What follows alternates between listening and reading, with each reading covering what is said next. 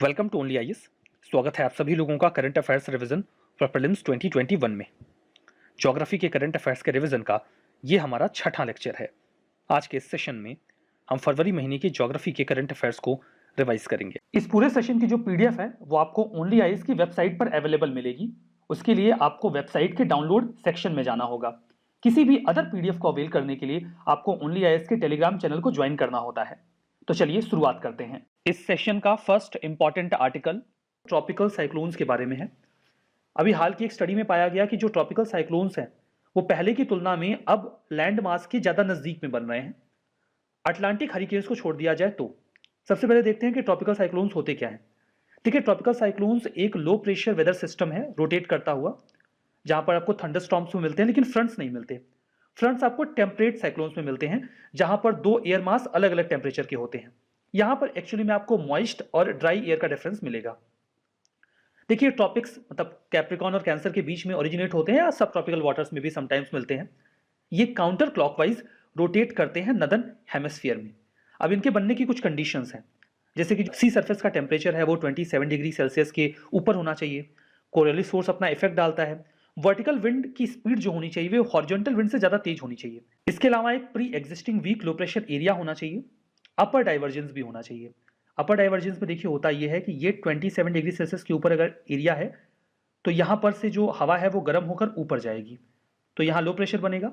हवा यहां डाइवर्ज होगी और फिर किसी जगह पर सबसाइड करेगी। जहां पर ये सबसाइड करेगी वहां पर हाई प्रेशर बन जाएगा और ये हाई प्रेशर से हवा वापस से इस लो प्रेशर की ओर आएगी, तो एक सर्कुलेशन तैयार हो जाएगा जो साइक्लोन को ओरिजिनेट करेगा। अभी जो मुद्दा आ रहा है न्यूज में वो ये है कि पहले ये जो साइक्लोन्स थे वो कंपैरेटिवली समंदर में दूर बनते थे कॉन्टिनेंट से या लैंड मास से, बट धीमे धीमे वो नजदीक बन रहे हैं, पश्चिम की ओर क्लोज आ रहे हैं। 1982 के बाद से ही हर एक दशक में ये 30 किलोमीटर नजदीक बनने लग जाते हैं। जैसे कि लैंड के 200 किलोमीटर के एरिया में जितने साइक्लोन्स 1980 के पहले बनते थे, 1980 के बाद दो ज्यादा साइक्लोन्स अब वहां पर फ्रेम होने लगे हैं। अब नुकसान होता है, अगर ये नजदीक बनेंगे तो काफी तेज से कॉन्टिनेंट से टकराएंगे, तो इनका डिवास्टेशन भी है वो ज्यादा होगा। लेकिन हरिकेन्स के साथ ऐसा नहीं हो रहा है, शायद इस वजह से क्योंकि वो कई सारे लैंडमास से ऑलरेडी घिरे होते हैं। अब इसका रीजन देखिए, अभी तक क्लैरिफिकेशन नहीं आया है कि ऐसा क्यों हो रहा है कि जो साइक्लोन्स है वो लैंड मास के ज्यादा नजदीक बन रहे हैं। जो पॉसिबल रीजन है वो क्लाइमेट चेंज ही है। ठीक है, हमारा next article lower Arun hydro electric project के बारे में है। हाल ही में नेपाल की सरकार ने lower Arun hydro electric project का जो कॉन्ट्रैक्ट है वो इंडिया के सतलुज जल विद्युत निगम को सौंप दिया है। ये जो lower Arun hydro electric project है ये नेपाल के संखुआ सभा और भोजपुर डिस्ट्रिक्ट में लोकेटेड होगा, जिसे SGVN यानी कि सतलुज जल विद्युत निगम के द्वारा डेवलप किया जाएगा। यह mutual economic growth and development को इंश्योर करेगा उस पूरे रीजन में। इंडिया और नेपाल के बायलैटरल रिलेशंस को भी यह बेहतर करेगा। यह अरुण रिवर पर बनाया जाएगा, दैट्स वाई इसका नाम lower Arun hydro electric project रखा भी गया है। ईस्ट नेपाल में यह पूरा प्रोजेक्ट होगा। इसे बिल्ट ओन ऑपरेट और ट्रांसफर बेसिस पे बनाया जाएगा, बूट प्लान के बेसिस पे, जिसमें इंडिया की ये कंपनी इस पूरे प्रोजेक्ट को तैयार करेगी, ओन करेगी, कुछ समय तक अपना जो भी इन्वेस्टमेंट है उसे रिकवर करेगी। इस दौरान ये इसे ऑपरेट भी करते रहेंगे और बाद में ये इसे नेपाल को सौंप देंगे। कंप्लीट होने के बाद ये 679 मेगावाट जो lower Arun hydro electric project है ये 3561 million unit electricity per annum produce करेगा। हमारा नेक्स्ट आर्टिकल वेम्बनाड लेक के बारे में है। मन की बात में हमारे ऑनरेबल प्राइम मिनिस्टर ने एक केरला के व्यक्ति का जिक्र किया जो हाफ पैरालाइज्ड है, जिनका नाम है राजप्पन। वो हर दिन वेम्बनाड लेक को साफ करते हैं, तो उनके कंट्रीब्यूशन को याद किया गया। बात करते हैं वेम्बनाड लेक के बारे में। इसे वेम्बनाड कयाल, वेम्बनाड कोल, पुन्नामडा लेक, कोची लेक, कई सारे नामों से जाना जाता है। दुनिया की सबसे लंबी और केरला की सबसे बड़ी लेक है। इसका वाटर लेवल सी लेवल के ही इक्विवेलेंट है। वेल्लम कली एक नेहरू ट्रॉफी बोट रेस है, स्नेक बोट रेस भी कहा जाता है। यह हर साल अगस्त के महीने में यहाँ आयोजित की जाती है। 2002 में इसे रामसार साइट डिक्लेयर कर दिया गया था रामसार कन्वेंशन के तहत। यह भारत की सेकंड लार्जेस्ट रामसार साइट है, सबसे बड़ी सुंदरबन है वेस्ट बंगाल की। कुमारकोम बर्ड सेंचुरी इस लेक के ईस्ट कोस्ट पर सिचुएटेड है। नेक्स्ट आर्टिकल दुनिया के पहले एनर्जी आइलैंड के बारे में है। डेनमार्क ने अभी प्लान अप्रूव किया है कि वो दुनिया का फर्स्ट एनर्जी आइलैंड बनाएंगे नॉर्थ सी में। लोकेशन देखिए, ये है डेनमार्क कंट्री, यूरोप में है ये। आसपास की कंट्रीज देखिए, ये है नॉर्वे, ये है स्वीडन, यहाँ पर देखिए ये जर्मनी है, ये नीदरलैंड्स है, यहाँ पर बेल्जियम है और यहाँ पर आपको यूके दिख रहा है। बीच में ये नॉर्थ सी है, तो ये नॉर्थ सी में अपना ये प्लान एग्जीक्यूट करने वाले हैं और यहाँ से ये आसपास इन सभी देशों को जो एनर्जी की सप्लाई है वो करेंगे। यहाँ पर देखिए ये आर्टिफिशियल आइलैंड होगा जिसका साइज 18 फुटबॉल फील्ड के साइज का होगा। Hundreds of of wind turbines लगाए जाएंगे कुछ इस तरीके से। ऑफ का मतलब है किनारे से दूर, समंदर में ऐसे टर्बाइंस लगा दिए जाएंगे जो एनर्जी प्रोड्यूस करेंगे, जिसे ऑपरेट किया जाएगा इस आर्टिफिशियल आइलैंड से। एट द सेम टाइम ये एनर्जी प्रोड्यूस करेगा आसपास के देशों के लिए, हाउस होल्ड्स के लिए, एनर्जी, एविएशन और शिपिंग सेक्टर के लिए भी।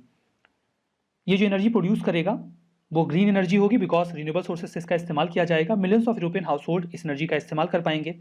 अभी यूरोपियन यूनियन ने एक प्लान अनवेल किया जिसमें उन्होंने ये बोला कि वो 2050 तक जो उनकी ऑफशोर विंड एनर्जी कैपेसिटी है उसे 25 गुना बढ़ाएंगे और अपनी डिपेंडेंसी एक दशक में रिन्यूएबल सोर्सेज पे इनहेंस करेंगे। तो इस प्लान के तहत जो डेनमार्क का ये प्लान है वो डेफिनेटली उनके प्लान के अकॉर्डेंस ही है, तो उन्हें उसका पूरा सपोर्ट भी मिलेगा। आप ही जानते रहिए, अगर आपसे पूछ लिया जाए कि दुनिया का पहला एनर्जी आइलैंड कौन बना रहा है तो डेनमार्क बना रहा है, कहाँ बना रहा है तो नॉर्थ सी में बना रहा है। ये जानकारी आपके पास रहनी चाहिए। हमारा नेक्स्ट आर्टिकल धौलीगंगा के बारे में है। अभी हाल ही में एक ग्लेशियर के टूट जाने की वजह से जो तपोवन रेनी एरिया है चमोली डिस्ट्रिक्ट ऑफ उत्तराखंड का, वहां पर एक मैसिव फ्लैश फ्लड आया। फ्लैश फ्लड अचानक से जब एक फ्लड आ जाता है वो या तो बहुत तेजी से रेनफॉल की वजह से हो सकता है या फिर ग्लेशियल एक्टिविटी की वजह से भी हो सकता है। तो ये जो फ्लैश फ्लड आया है ये धौलीगंगा और अलकनंदा रिवर में आया है, जिसने आसपास के कई सारे घरों को और रीजन को नुकसान पहुंचाया है। जो ऋषि गंगा पावर प्रोजेक्ट था वो भी इसकी वजह से क्षतिग्रस्त हो गया है। धौलीगंगा के बारे में बात करते हैं। धौलीगंगा देखिए वसुधरा ताल से ओरिजिनेट होती है जो कि उत्तराखंड का संभवतः सबसे बड़ा ग्लेशियर लेक है। इसके बाद ये मिनेंडर करते हुए मतलब इस तरीके के कोर्स में घूमते हुए आगे बढ़ती है। नंदा देवी नेशनल पार्क को ये इसी दौरान क्रॉस करती है। धौलीगंगा अलकनंदा की एक बहुत ही इंपॉर्टेंट ट्रिब्यूटरी है। यहां पर देखिए धौलीगंगा जो है उसके बाद ये धौलीगंगा को ऋषिगंगा रिवर रेनी में ज्वाइन करती है। धौलीगंगा बाद में जाकर अलकनंदा को मिल जाती है विष्णुप्रयाग में, जिसके बाद धौलीगंगा अपनी आइडेंटिटी खो देती है अलकनंदा के साथ। अलकनंदा उसके बाद आगे बढ़ती हैं चमोली और मैथाना, नंदप्रयाग, कर्णप्रयाग से गुजरते हुए जब ये मंदाकिनी रिवर से मिलती हैं रुद्रप्रयाग में। अगर आप इस चीज़ को थोड़ा मैप में देखेंगे तो और अच्छे से समझ में आ जाएगा। देखिए ये बद्रीनाथ से अलकनंदा निकल रही हैं और यहाँ से जैसे कि हमने यहाँ पर देखा था कि जो धौलीगंगा हैं वो वसुधरा ताल से निकलती हैं, तो वसुधरा ताल से यहाँ से धौलीगंगा निकलती हैं और इसके बाद ये जो ब्लू कलर की रिवर आपको दिख रही है ये है अलकनंदा। तो धौलीगंगा अलकनंदा में यहाँ पर मिल जाती हैं जिसे विष्णुप्रयाग कहा जाता है। फिर अलकनंदा आगे बढ़ती है और यहाँ से नंदाकिनी निकल कर आती हैं। नंदाकिनी जहाँ पर अलकनंदा से मिलती हैं उसे नंदप्रयाग कहा जाता है। फिर अलकनंदा आगे बढ़ती है, पिंडार गंगा आकर मिलती है जिस जगह पे उसे कर्णप्रयाग कहा जाता है। आगे फर्दर अलकनंदा ही आगे बढ़ती है और अलकनंदा से आगे जिस जगह पर मंदाकिनी रिवर मिलती है उसे रुद्रप्रयाग कहा जाता है। और फिर अलकनंदा आगे बढ़ती है और यहाँ पर फाइनली जो भागीरथी हैं वो देवप्रयाग में आकर मिलती हैं, जिसके बाद अलकनंदा अपना अस्तित्व खो देती हैं और उसके आगे की जो यात्रा है वो हमारी माइटी गंगा रिवर तय करती हैं। यहाँ पे यमुनोत्री से यमुना नदी निकलती हैं जो कि फाइनली उत्तर प्रदेश के प्रयागराज में आकर संगम के स्थान पर गंगा नदी से मिल जाती हैं। तो ये सारी डिस्क्रिप्शंस हमने यहाँ पर देख लिए कि अलकनंदा किस प्रकार से आगे बढ़ती हैं और फिर वो गंगा में परिवर्तित हो जाती हैं। पहले ये साउथ में फ्लो करती हैं, फिर इनका जो कोर्स होता है वो वेस्ट की ओर हो जाता है जहाँ पर ये ऋषिकेश को क्रॉस करते हुए हरिद्वार के पास से इंडो गैंगेटिक प्लेन में एंटर करती हैं। अब बात करते हैं तपोवन हाइड्रो पावर प्रोजेक्ट के बारे में। ये 520 मेगावाट का रन ऑफ रिवर प्रोजेक्ट है जो इस फ्लैश फ्लड में क्षतिग्रस्त हुआ। ये धौलीगंगा रिवर पर है चमोली डिस्ट्रिक्ट ऑफ उत्तराखंड में। तो ये पूरा आर्टिकल यहाँ पर कवर हो जाता है। हमारा नेक्स्ट आर्टिकल सहतूत डैम के बारे में है। अभी हाल ही में एक मेमोरेंडम ऑफ अंडरस्टैंडिंग को साइन किया गया है इंडिया और अफगानिस्तान के बीच में कि इंडिया अफगानिस्तान में जो लांदार लोकेशन है वहां पर एक डैम बनाएगा जिसे सहतूत डैम कहा जा रहा है। देखिए जो डैम है उसे काबुल नदी की एक ट्रिब्यूटरी पर बनाया जाएगा जिसे आप मैडन जो भी कहते हो उस रिवर पर आने वाले समय में बना हुआ देख पाएंगे। जो प्रोजेक्ट है वो इंडिया और अफगानिस्तान के बीच में पार्टनरशिप के एक नए दौर को शुरू करेगा। ये dam irrigation drinking water provide करवाएगा जो काबुल प्रोविंस है वहाँ और वहाँ आसपास के रीजन को। ये सेकंड मेजर डैम होगा जिसे अफगानिस्तान में इंडिया के द्वारा बनाया जाएगा।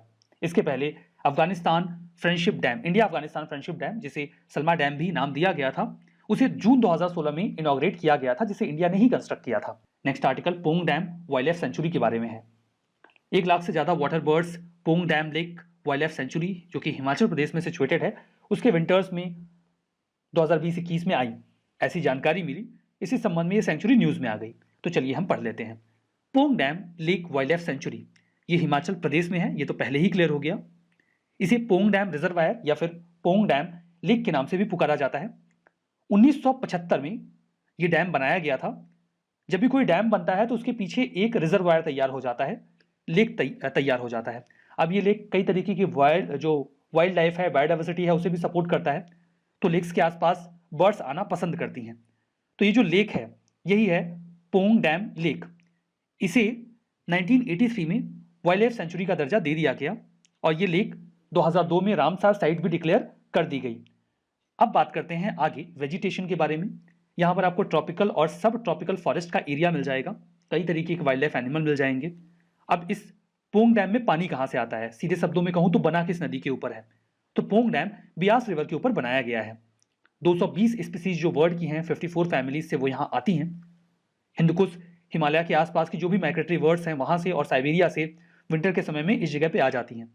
कुछ बहुत इंपॉर्टेंट अगर हम फौना की बात करें तो बार हेडेड गीज और कुछ और स्पीसीज में यूरेशियन कूट, नदन, pintail, common teal, great cormorant, greylag goose, ये सब यहाँ पर आपको दिख जाएंगे। कंसर्न की बात करें तो जो बर्ड की पॉपुलेशन है वो पिछले साल की तुलना में इस साल कम आई है, शायद बर्ड फ्लू की वजह से। ये सारी बातें Pong dam wild life sanctuary के बारे में।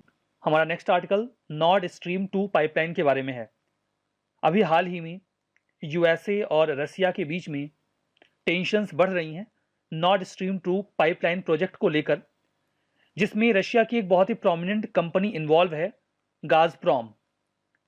उन्होंने अभी ये कहा कि नॉर्ड स्ट्रीम 2 पाइपलाइन प्रोजेक्ट पर उन्होंने काम जो है वो स्टार्ट कर दिया है।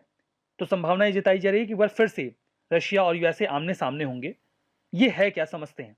देखिए, नॉर्ड स्ट्रीम 2 पाइपलाइन नाम से स्पष्ट है कि ये पाइपलाइन है। अब पाइपलाइन है तो किस लिए है, तो ये ऑफशोर नेचुरल गैस पाइपलाइन है। मतलब इस पाइपलाइन के माध्यम से जो नेचुरल गैस है उसे एक जगह से दूसरी जगह लेकर जाया जाएगा। ये कितनी बड़ी है, ये 1200 किलोमीटर लंबी है। अब इतनी लंबी पाइपलाइन बिछाई जा रही है तो कहां से कहां तक बिछाई जा रही है। देखिए, ये बाल्टिक सी में बिछाई जा रही है, समंदर के अंदर, दो देशों के बीच में, रशिया और जर्मनी के बीच में। आप मैप में देखिए, देखिए ये है रशिया और ये पूरा बाल्टिक सी का एरिया है। इसी बाल्टिक सी के अंदर से ये पाइपलाइन आ रही है और जर्मनी तक आएगी। मतलब नेचुरल गैस जर्मनी तक आ जाएगी, उसके बाद इसे पूरे यूरोप में जहां भी जरूरत होगी वहां तक पहुंचाया जाएगा। अब ये नॉर्ड स्ट्रीम 2 है, मतलब नॉर्ड स्ट्रीम 1 भी रही होगी, बिल्कुल। नॉर्ड स्ट्रीम 1 को आप देखिए, यहां पर दो लाइंस आपको दिख रही हैं, एक स्काई ब्लू और एक रेड। तो जो रेड वाली है वो है नॉर्ड स्ट्रीम 2 जो अभी बन रही है। 90% अप्रॉक्स इसका काम कंप्लीट हो भी गया है। जो ब्लू कलर की, लाइट ब्लू कलर की लाइन आपको दिख रही है, नॉर्ड स्ट्रीम 1 है। ये ऑपरेशनल है राइट नाउ। ये भी रशिया और जर्मनी के बीच में ही है। अब इस बात को लेकर यूएसए को काफी ज्यादा दिक्कत होती है। नॉर्ड स्ट्रीम 1 सिस्टम तो कंप्लीट हो चुका है, नॉर्ड स्ट्रीम 2 भी अगर कंप्लीट हो जाता है तो जर्मनी को per year additional 110 billion cubic metre gas की सप्लाई होने लगेगी, जिसके बाद उसे पूरे यूरोप में स्प्रेड किया जा सकेगा।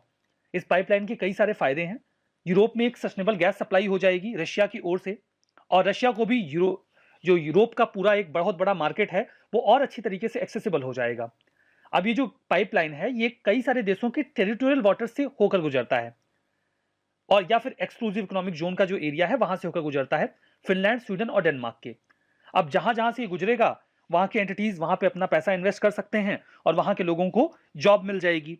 तो कई तरीके के फायदे यहां होने वाले हैं। अब देखिए, ये पूरा मुद्दा कंट्रोवर्शियल क्यों है। इससे यूएसए को दिक्कत है क्योंकि इससे रशिया की पैठ यूरोप में बढ़ रही है।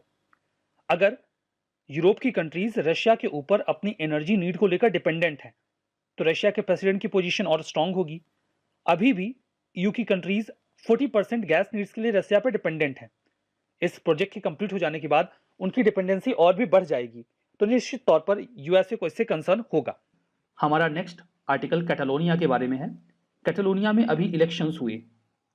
संभावना ये बन रही थी कि जीतेगा कौन, सोशलिस्ट पार्टी जो कैटेलोनिया के बारे में चाहती है कि वो स्पेन में जुड़े रहें, या फिर सेपरेटिस्ट जो चाहते हैं कि कैटेलोनिया को एक अलग देश बना दिया जाए।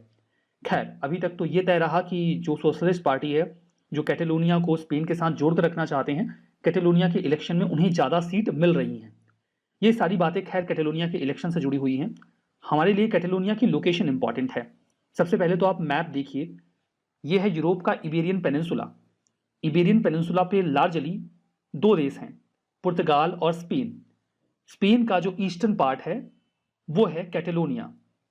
कैटेलोनिया की लोकेशन आप यहाँ पर देख रहे हैं। कैटेलोनिया एक ऑटोनॉमस रीजन है जो कि नॉर्थ ईस्टर्न कॉर्नर पर स्पेन के सिचुएटेड है। इसमें 4 प्रोविंस आते हैं, बार्सिलोना, गिरोना, लेइडा और टैरागोना। बॉर्डर की बात करें तो इसका बॉर्डर सिंपली आपको दिख रहा है फ्रांस से मिलता है, और एक माइक्रोनेशन है एंडोरा नाम का। यहाँ पर देखिए मैप में दिखाया गया है, छोटा सा देश है एंडोरा, यूएन की मेंबरशिप भी है इसकी। इसके साथ भी कैटेलोनिया अपना बॉर्डर शेयर करता है। बाकी आपको साउथ में मेडिटेरेनियन सी दिखेगा, और स्पेन के हिस्से की तरफ हम आएंगे तो एरागोन और वेलेशिया जो कि प्रोविंस ही हैं स्पेन के, वो भी इसके साथ बॉर्डर शेयर करते हैं। ये सारी बातें कैटेलोनिया के बारे में। नेक्स्ट आर्टिकल डोनी मलाई आयरन ओर माइन के बारे में है। नेशनल मिनरल डेवलपमेंट कॉर्पोरेशन ने अभी हाल ही में कर्नाटका की इस माइन में अपना काम वापस से शुरू कर दिया है। इस माइन के बारे में जानिए। 1977 में यहाँ पर काम स्टार्ट किया गया था। ये कर्नाटका के बेलारी रीजन में है। 4 million ton run of mine ore per year यहाँ से निकलता है। रन ऑफ माइन ओर का मतलब होता है नेचुरल अनप्रोसेस्ड स्टेट में जो ओर होता है, जिसमें से जो मेन प्रोडक्ट है वो ना निकाला गया हो, उसे कहा जाता है। जो ओर हमें मिलता है उसमें 65% आयरन हमें ऑलमोस्ट मिल जाता है। किस पोर्ट का इस्तेमाल किया जाता है इसे एक्सपोर्ट करने के लिए? तो चेन्नई और मार्मागांव पोर्ट जो गोवा का है उसका इस्तेमाल किया जाता है। नेशनल मिनरल डेवलपमेंट कॉर्पोरेशन यहाँ पर माइनिंग का काम करते हैं। कुछ और आयरन ओर माइंस जो कर्नाटका में है, कुद्रेमुख, बाबा बूदान, कुमार स्वामी और रमनदुर्ग। एनएमडीसी के बारे में बात करें तो मिनिस्ट्री ऑफ स्टील के तहत काम करते हैं। 1958 में इन्हें इनकॉर्पोरेट कर लिया गया था गवर्नमेंट ऑफ इंडिया के तहत। कुल मिला के फुली ओन पब्लिक एंटरप्राइज है जो इंडिया में आयरन ओर का काम करती है। हमारा नेक्स्ट आर्टिकल धुबरी फुलबारी ब्रिज और मजूली ब्रिज के बारे में है। हमारे ऑनरेबल प्राइम मिनिस्टर ने अभी हाल ही में वर्चुअली महाबाहु ब्रह्मपुत्र प्रोग्राम को लॉन्च किया। At the same time 2 bridges का फाउंडेशन स्टोन रखा गया। पहला रहा धुबरी फुलबरी ब्रिज और दूसरा मजूली ब्रिज आसाम का। एक एक करके बात करते हैं। सबसे पहले बात करेंगे धुबरी फुलबरी ब्रिज के बारे में। ये 19 किलोमीटर लंबा ब्रिज होगा। वर्तमान में इंडिया का सबसे लंबा ब्रिज ढोला सदिया ब्रिज है जो कि 9.15 किलोमीटर लंबा है। ये जो अभी नया ब्रिज जिसको बनाया जा रहा है धुबरी फुलबरी ब्रिज, जिसे जापानीज असिस्टेंस से तैयार किया जा रहा है, ये 2028 तक तैयार हो जाएगा और तैयार होने के बाद ये इंडिया का सबसे लंबा ब्रिज होगा जो कि लगभग 19 किलोमीटर लंबा होगा। ये 4 लेन ब्रिज होगा जो कि मेघालय को आसाम से जोड़ेगा। आसाम में जो लोकेशन है धुबरी, उसे कनेक्ट किया जाएगा मेघालय के फुलबरी के साथ। आप इस लोकेशन को मैप में देख सकते हैं। इस पूरे ब्रिज को ब्रह्मपुत्रा रिवर पे बनाया जा रहा है। यहाँ पर बिल्कुल बांग्लादेश से बिल्कुल क्लोज में ये लोकेशन है धुबरी की और ये है फुलबरी की। इन दोनों लोकेशंस को आपस में कनेक्ट किया जाएगा 19 किलोमीटर लंबा ये ब्रिज बनाकर। संभावना ये है कि ये 2028 तक कंप्लीट होगा। एक जापानीज कंपनी है, पब्लिक ओन्ड कंपनी है जापान की, जो कि इसके लिए फंड भी कर रही है और टेक्निकल असिस्टेंस भी दे रही है। अगर इसके बेनिफिट्स की बात करें तो अभी वर्तमान में आसाम से मेघालय जाने के लिए लगभग 6 घंटों का समय लगता है। ये जो पूरी डिस्टेंस है वो 200 किलोमीटर की होती है, ये घटकर 19 किलोमीटर की हो जाएगी। इससे आसाम, मेघालय, वेस्ट बंगाल से भी अच्छी तरीके से कनेक्ट हो पाएंगे। मजूली जोरहाट ब्रिज के बारे में बात करते हैं। ये 6.8 किलोमीटर लंबा 2 लेन मेजर ब्रिज होगा। इसकी लोकेशन देखिए, ये है मजूली आइलैंड जो कि ब्रह्मपुत्रा का एक रिवरीन आइलैंड है। जो किनारे का एरिया है जोरहट, इसको लिंक किया जाएगा इस मजूली जोरहट ब्रिज के जरिए। UP state bridge corporation limited March 2025 तक इस ब्रिज को कंप्लीट करेगा। ये NH 715K पर बनाया जा रहा है। बेनिफिट्स बिल्कुल साफ है। जो मजूली टाउन के लोग हैं उन्हें आसाम के बाकी के हिस्से से ऑल टाइम कनेक्ट किया जाएगा और अगर ब्रह्मपुत्रा रिवर में फ्लड वगैरह आ जाए तो इवैक्यूएशन में भी आसानी होगी। तो ये सारी बातें हमने कवर की। अब हम बात करते हैं ब्रह्मपुत्रा रिवर के बारे में। इसे बांग्लादेश में जमुना, तिब्बत में शांगपो और यारलुंग जांगपो जियांग चाइना में पुकारा जाता है। सेंट्रल और साउथ एशिया की एक बहुत इंपॉर्टेंट रिवर है ओरिजिन की बात करें तो ये ओरिजिनेट होती है चेमयांगडुंग ग्लेशियर से, जो कि कैलाश रेंज के नज़दीक मानसरोवर लेक के पास है। ये तिब्बत ऑटोनोमस रीजन जो चाइना का है वहाँ से, इंडिया के अरुणाचल प्रदेश और आसाम से और बांग्लादेश से होकर गुजरते हुए फाइनली बे ऑफ बंगाल में गिर जाती है। इसकी कुछ इंपॉर्टेंट ट्रिब्यूटरीज हैं दिबांग, लोहित, सियांग, भूरी दिहांग, तिस्ता और धनसिरी। साल भर बहने वाली नदी है। 2900 किलोमीटर लंबा रास्ता ये तय करती है और उसके बाद ये सुंदरबन डेल्टा में आकर गंगा नदी के साथ कन्फ्लुएंस करती है, यानी कि मिल जाती है और फिर फाइनली बे ऑफ बंगाल में चली जाती है। आगे बढ़ते हैं, बात करते हैं नाथुला सिक्किम के बारे में। नाथुला पास, इंडियन आर्मी ने अभी हाल ही में कुछ टूरिस्ट को रेस्क्यू किया, बचाया। वो वहां पर स्नो स्टॉर्म में फंस गए थे, नाथुला में, इंडिया चाइना बॉर्डर के पास, इंडिया की ओर से सिक्किम स्टेट में। नाथुला के बारे में बात करते हैं। नाथुला देखिए एक माउंटेन पास है जो सिक्किम को चाइना के तिब्बत प्लेटू का जो रीजन है उसके चुंबी वैली से कनेक्ट करता है। ये 3 ऐसे ओपन एरियाज में से एक है जो ओपन ट्रेडिंग बॉर्डर्स हैं इंडिया और चाइना के बीच में। तो पहला तो नाथुला पास हो गया, दूसरा है सिपकिला और तीसरा है लिपुलेख। आप मैप में देखना चाहें तो देखिए यहां पर नाथुला दिखाया गया है, ये नाथुला पास है। यहां पर देखिए लिपुलेख दिखाया गया है। लिपुलेख जैसा कि यहां पे बताया गया है ये ट्राई सेक्शन पे पड़ता है, इंडिया, नेपाल और चाइना के। तो ये नेपाल है, ये इंडिया है ही और यहाँ चाइना, तो यहाँ लिपुलेख आपको मिलेगा, ये शिपकिला है। ठीक है, तो मैप्स की यहाँ पर आपने लोकेशन मैप में देख ली। देखिए नाथू का मतलब होता है लिसनिंग ईयर्स और ला का मतलब होता है पास। देखिए सिक्किम में कुछ और भी पास हैं, जलेपला पास, डोंकिया पास और छिवा भंजंग पास। ठीक है, तो ये सारी बातें हमने इस नाथुला पास के बारे में देख ली। हमारा नेक्स्ट आर्टिकल इनकॉइस के बारे में है। फुल फॉर्म है Indian national centre for ocean information services. देखिए समंदर जहां एक और आजीविका का साधन है, वहीं दूसरी ओर वो तबाही भी मचा सकता है। हम ऐसी तबाही से बच सकते हैं अगर हमें ओशन के बारे में अच्छी जानकारी हो तो। इसी उद्देश्य से 1999 में एक ऑटोनॉमस ऑर्गेनाइजेशन स्टैब्लिश किया गया था मिनिस्ट्री ऑफ अर्थ साइंसेज के तहत। ये एक यूनिट है अर्थ साइंस ऑर्गेनाइजेशन ESSO का, लोकेशन हैदराबाद के तेलंगाना में है। इन्हें कहा गया कि ओशन में जो भी एक्टिविटीज हो रही हैं आप उनको रिकॉर्ड करिए, उसकी अच्छी जानकारी दीजिए। अभी ये न्यूज में इसलिए आया क्योंकि इन्होंने अभी डिसाइड किया है कि ये एयरलाइन मैपिंग करेंगे अंडमान निकोबार आइलैंड और लक्षद्वीप का जो पूरा एरिया है ओशन फ्लोर की बेटर पिक्चर अवेल करने के लिए, इसलिए ये न्यूज में आए। ओरिजिनली इनका काम ये है कि ओशन के बारे में जो भी पॉसिबल इंफॉर्मेशन है उसे सोसाइटी, इंडस्ट्री, गवर्नमेंट एजेंसीज को प्रोवाइड करवाएं ताकि हम उस पर रिसर्च कर सकें और अगर कोई ओशन से रिलेटेड प्रॉब्लम ओरिजिनेट होने वाली है, कोई कैटास्ट्रॉफिक इवेंट होने वाला है, तो हम उसके लिए खुद को तैयार कर सकें। तो आज के इस सेशन में बस इतना ही। Thank you very much.